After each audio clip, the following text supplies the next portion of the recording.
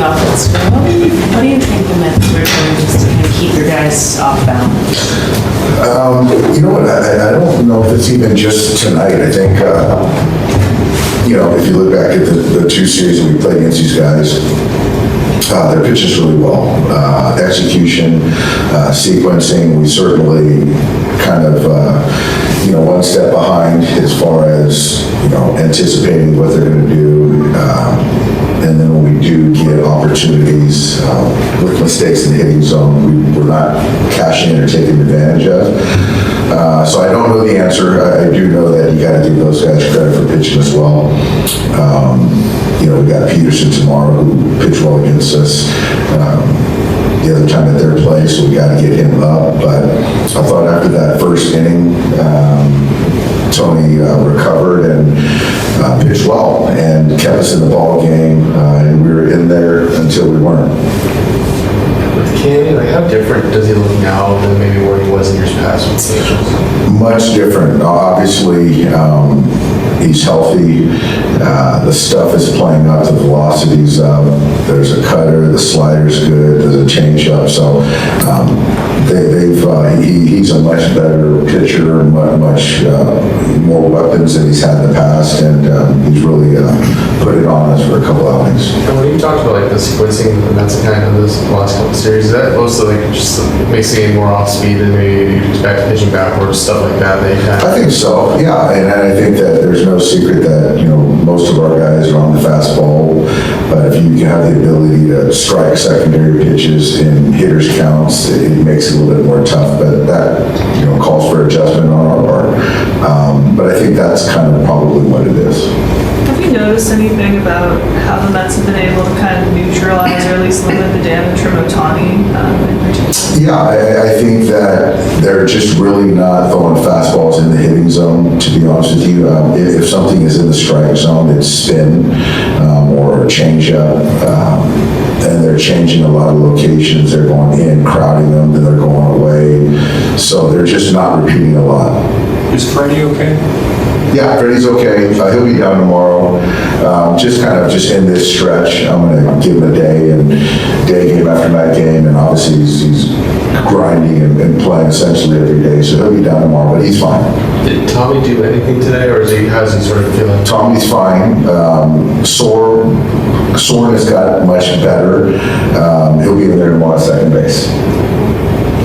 With Michael Conforto, he struggled this year a lot, but it's been kind of amplified with runners on base. Have you seen anything different from him in those at-bats, and how do you get him back on track? Yeah, I think with Michael, with guys in scoring position, my take is he wants to kind of pick his teammates up, and there's a little bit of try a little too hard in those spots. So at times, I think that he is trying to do too much, and then conversely, I think at times he's a little too passive. And so we just got to find that middle ground and just kind of, find that confidence. I'm trying to show confidence by continuing to run out there and expect things to change for him.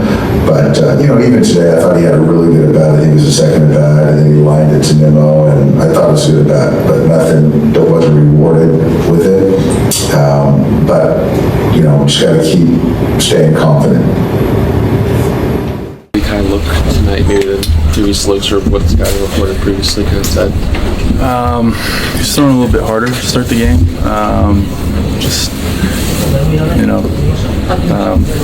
And when he did throw his fastball, upper 90s, 96, 97, he was able to play, at least for lefties, play with the outside corner. Change-up and slider cutter thing that he throws. He just had a great command, and it seemed like he had all his pitches working. Are you surprised at how much the Mets staff have kind of gone soft? You guys in terms of how off-speed stuff like that, as opposed to maybe being as fastball heavy as maybe in the past, just like that? I think they've just been going to what's working. Obviously today, just mixing it up, pitching backwards at times. They've been having success with it, and just sticking to it. the way that the Mets have played you guys, does this feel like one of the kind of bigger tests that you've had as a team so far this season? Yeah, I mean, I think the record speaks for itself. They have some great players over there. Their pitching staff is one of the best, if not the best, in the league, and they do a lot of things well. So obviously, we'll see if we run into them again, later on in the postseason. But they're definitely a good team over there. All right, Steve and Pete, we thank you both. How about talking about Griffin Canning? He said he had his big boy stuff tonight. He did, right? We're going to get to Griffin Canning coming up just a little bit because he was off the charts. But let's begin here with Pete. He's got 53 RBIs now, Todd, in 62 games so far this year. 2 home runs tonight, different home runs, one to the opposite way and one to the pull side. Let's go through those 2 home runs. Talk about having his big boy stuff. Yes. I think Pete's been bringing it all season. We saw early on when he was so locked in, we're like, hey, can this sustain? And then he went through a little bit of a downswing, which everybody will do, but then he's really starting to drive the baseball. He likes playing at Dodger Stadium. He's had success there.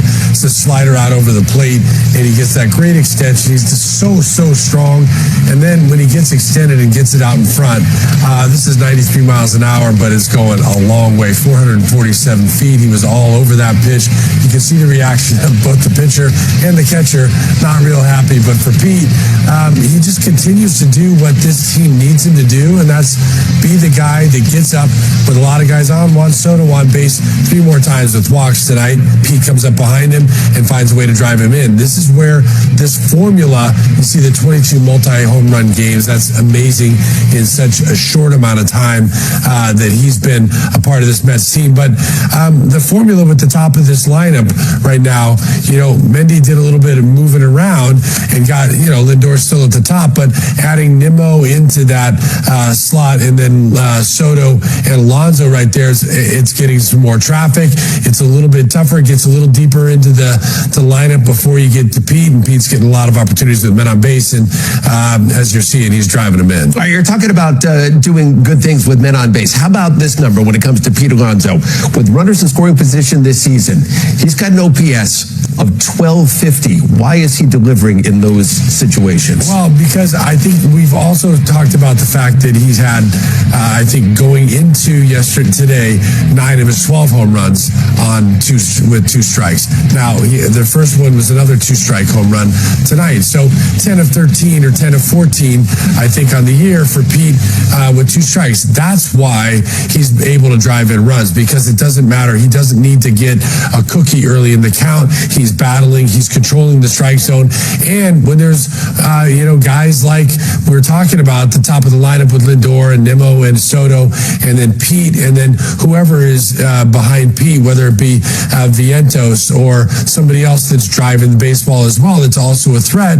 There's a lot of traffic at the top of that lineup, and when Pete's getting up there with men on base, this team, the opposition's still trying to find ways to navigate around him and get outs, and he's controlling the strike zone, and when he's getting pitches, he's not missing him. And I go back to that one thing, the home runs with 2 strikes are huge for the RBI situation, because pitchers think they've got him beat. He fights his way in and still able to drive the ball out of the ballpark and make it a big impact even when he's behind in the count. Yeah, a lot of people talk about top of the Dodgers lineup, and it's imposing, right? With Shohei Ohtani and Mookie Betts and Freddie Freeman. But when you look at what the Mets have at the top, that's imposing as well. And that's one of the things that Carlos Mendoza has spoken about throughout this week, talking about the Dodgers, Mets going back into Los Angeles where they lost the National League Championship Series last year. He said, hey, the Dodgers are good, but we're good too. And I think that's what Juan Soto has brought to this team. And again, I keep talking about the fact his OPS is going to end up over 900.